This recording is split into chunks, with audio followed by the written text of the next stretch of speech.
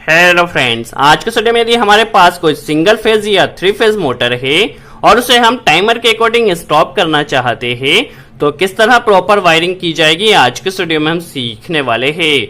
हमें हमेशा कमेंट्स आते हैं, सर हमारे पास कोई वाटर पंप मोटर है, हम उसे मैन्युअली स्टार्ट तो कर देते हैं बट किसी वजह से काम आ जाने के कारण हम मोटर को स्टॉप नहीं कर पाते, जिसकी वजह से हमारी जो मोटर है वह खाली चलती रहती है, जिसकी वजह से इलेक्ट्रिसिटी का काफी ज्यादा वेस्टेज होता है, वाटर का काफी ज्यादा वेस्टेज होता है।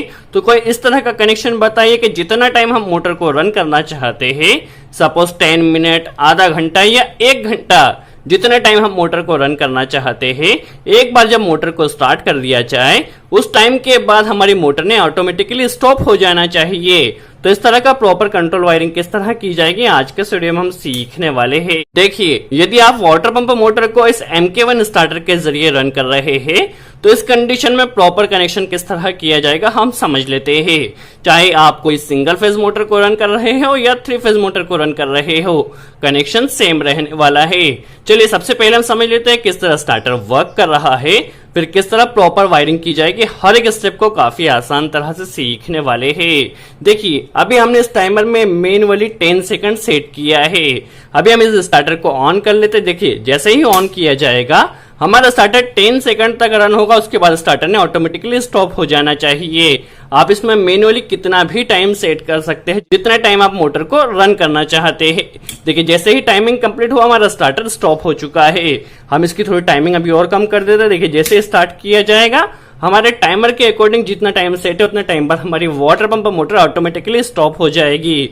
हमें वहां पर स्टॉप करने की कोई भी रिक्वायरमेंट नहीं होगी, जिससे हमारी इलेक्ट्रिसिटी का भी सेविंग होगा और वाटर का वेस्टेज भी नहीं होगा। देखिए, स्टार्टर स्टॉप हो चुका है।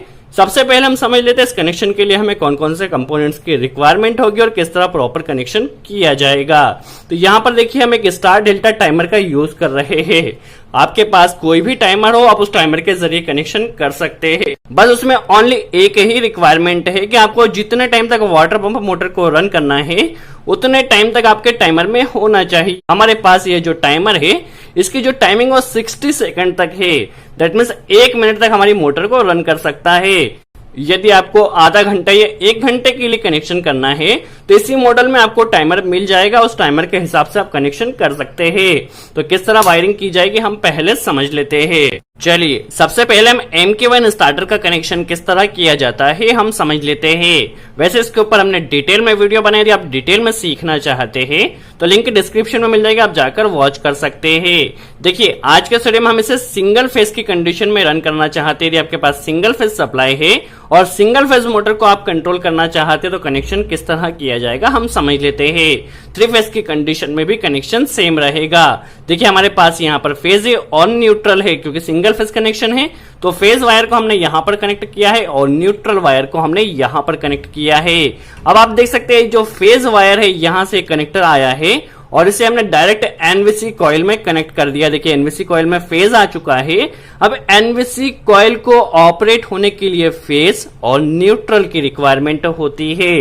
तो फेज यहां पर डायरेक्ट आ चुका है। यदि थ्री फेज सप्लाई होती तो थ्री फेज में एक फेज यहां पर डायरेक्ट आ चुका है और एक फेज यहां पर कंट्रोल होके आता। तो सिंगल फेज हो या थ्री फेज हो, कनेक्शन सेम रहने वाला है। देखिए, यहां से हमने क्या किया, न्यूट्रल वायर को लिया। देखिए, न्यूट्रल यहां से लिया है और इसे यहां पर देखिए हमने यहां हमारे पास एनो टर्मिनल होता है।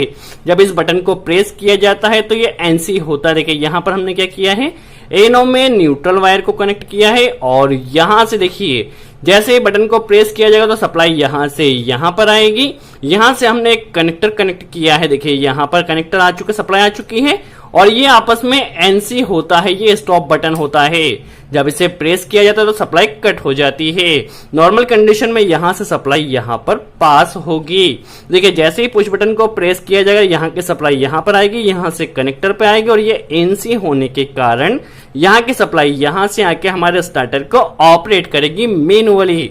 अब जब हम इसे प्रेस करेंगे तो हमारा स्टार्टर ऑपरेट होगा। जितने टाइम के लिए इस बटन को हम प्रेस करते हैं उतने ही टाइम के लिए हमारा स्टार्टर ऑपरेट होगा। यदि हमें इसे परमानेंटली ऑपरेट करना है तो होल्डिंग के लिए कनेक्टर हमें यहां पर कनेक्ट करना होता है, जिससे हमारा स्टार्टर परमानेंट ऑपरेट होता है। यदि आप इसका कनेक्शन डिटेल में सीखना चाहते हैं, डिटेल में हमने वीडियो बनाया, आप देख सकते हैं। यहाँ पर देखिए ये इसके पावर टर्मिनल होते हैं, इनपुट पावर टर्मिनल होते हैं। यहाँ पर हमें पावर टर्मिनल के लिए RYB या फेज न्यूट्रल कनेक्ट करना होता है और यहाँ से एक कॉन्टेक्टर के टर्मिनल होते हैं जहां से मोटर में सप्लाई जाती है और यह इसका एनो पॉइंट होता है। जिस तरह कॉन्टेक्टर में दिया जाता है उसी तरह ये एनो पॉइंट होता है।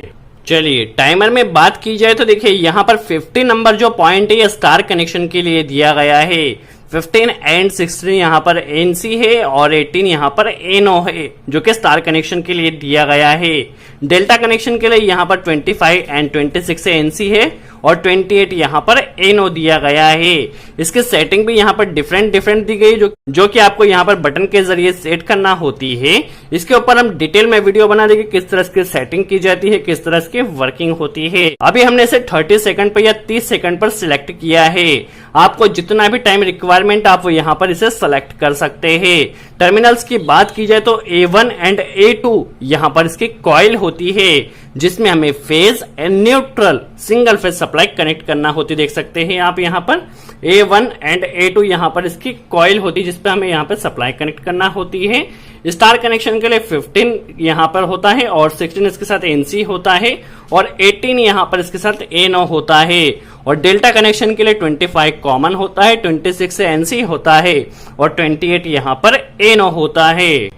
चलिए अब प्रॉपर कनेक्शन किस तरह किया जाएगा हम समझ लेते हैं। अभी जस्ट हमारे पास ये जो स्टार्टर ये MK1 का ड्यूअल स्टार्टर बनकर कंप्लीट हो चुका है। इससे जस्ट अभी हमने होल्डिंग का कनेक्शन निकाल लिया है क्योंकि हमें जो होल्डिंग देना है वो टाइमर के थ्रू देना है। तो होल्डिंग का कनेक्टर हमने यहां से डिस्कनेक्ट कर दिया है। सबसे पहले टाइमर को ऑपरेट करना है। तो ऑपरेट करने के लिए देखिए यहाँ पर हमारे पास NBC कॉइल में फेज एंड न्यूट्रल आ रहा है। तो यहीं से हमें एक वायर फेज का और एक वायर न्यूट्रल का कनेक्ट करके टाइमर में A1 एंड A2 में कनेक्ट कर देना है। तो सबसे पहले हम एक वायर यहाँ पर कनेक्ट कर देते हैं। तो देखिए यहाँ पर हमने NBC कॉइल में एक फेज वायर कनेक्ट कर लिया है और यहाँ पर न्यूट्रल वायर कनेक्ट कर दिया है। अब इस फेज वायर को हमें देखिए टाइमर की A2 कॉइल में यहाँ पर कनेक्ट कर देना है। देखिए फेज हमारा A2 कॉइल में आ चुका है और जो न्यूट्रल है उसे हमें A1 कॉइल में कनेक्ट कर देना है।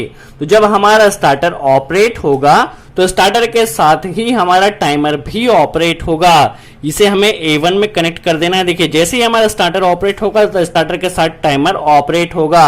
अब जितना टाइम हमने इस टाइमर में सेट किया है उतने टाइम तक हमारे स्टार्टर ने ऑपरेट होना चाहिए और जैसे ही टाइमिंग कंप्लीट हो जाता है हमारा स्टार्टर ने स्टॉप हो जाना चाहिए।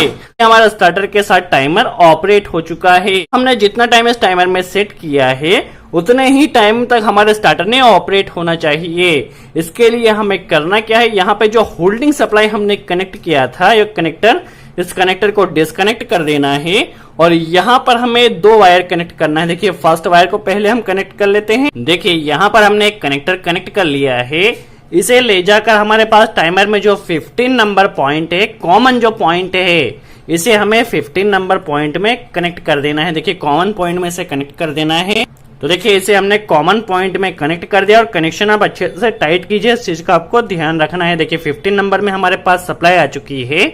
अब यहाँ से जो हमारे पास कॉन्टेक्टर का एनो टर्मिनल है यहाँ पर भी हमें एक कनेक्टर कनेक्ट करना होगा। तो हम यहाँ पर एक कनेक्टर पहले कनेक्ट कर लेते हैं।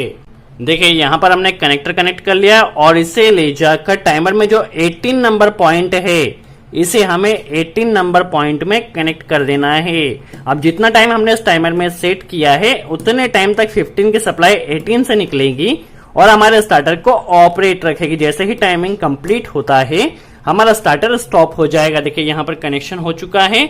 अब किस तरह ये वर्क कर रहा है हम समझ लेते हैं। चलिए अब हम इस कंट्रोल MCB को ऑन कर लेते हैं। जैसे इस एनो पुश बटन को प्रेस किया जाएगा स्टार्टर को स्टार्ट किया जाएगा, हमारा स्टार्टर ऑपरेट होगा। देखिए स्टार्टर ऑपरेट हो चुका है। जितना टाइम हमने इस टाइमर में सेट किया उतना टाइम तक हमारा स्टार्टर रन होगा और जैसे ही टाइमिंग कंप्लीट होता है हमारा स्टार्टर स्टॉप हो जाएगा। आपको मोटर को जितना टाइम तक रन करना है उतना टाइम हम इस टाइमर में सेट कर सकते हैं। देखिए हमारा स्टार्टर स्टॉप हो चुका है। तो आप इस तरह स्टार्टर को मैनुअली स्टार्ट कर सकते हैं और जैसे ही टाइमिंग कंप्लीट होगा आपका स्टार्टर ऑटोमेटिकली स्टॉप हो जाएगा। आपको मैनुअली स्टॉप करने की कोई भी रिक्वायरमेंट नहीं है। सो आई होप आपको क्लियर हुआ हो किस तरह मोटर स्टार्टर को टाइमर के साथ कंट्रोल किया जाता है। यदि वीडियो अच्छा लगा हो तो लाइक का बटन जरूर प्रेस करें, कोई डाउट हो तो कमेंट्स में जरूर पूछे। सो आज के लिए इतना ही।